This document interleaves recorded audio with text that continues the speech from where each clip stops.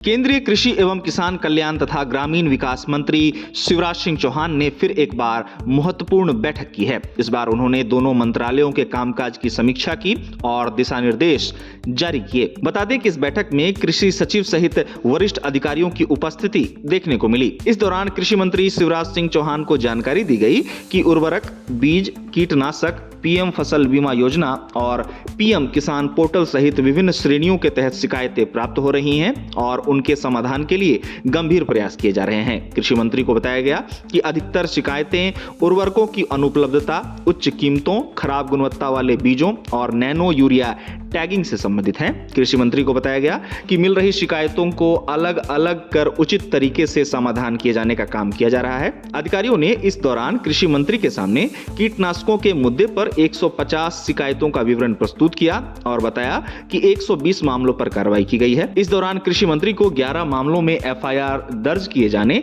तथा 8 कंपनियों के लाइसेंस रद्द किए जाने तथा 24 मामलों में शिकायतों के आधार पर किसानों को उचित मुआवजा दिए जाने संबंधी जानकारी भी दी गई। अधिकारियों द्वारा दी गई जानकारी पर कृषि मंत्री ने कहा कि जब तक किसान पूरी तरह संतुष्ट न हो जाएं, तब तक शिकायत बंद नहीं होनी चाहिए। उन्होंने कहा कि कार्रवाई के बाद अधिकारियों द्वारा किसानों को फोन किया जाए और उनकी संतुष्टि प्राप्त की जाए। उन्होंने कहा कि अगर असंतोष बना रहता है तो मामले की दोबारा जांच और समाधान किया जाना चाहिए। उन्होंने इस दौरान यह भी कहा कि शिकायतों के समाधान के लिए निश्चित समय सीमा तय की जानी चाहिए ताकि शिकायतें लंबे समय तक लंबित न रहें। गौरतलब है कि देश के किसान मोदी सरकार की प्राथमिकताओं में शामिल हैं। सरकार किसानों के आय को बढ़ाने के लिए लगातार काम कर रही है और इसी बीच अब केंद्रीय कृषि एवं किसान कल्याण तथा ग्रामीण विकास मंत्री शिवराज सिंह चौहान ने बैठक कर दोनों मंत्रालयों के कामकाज की समीक्षा की है।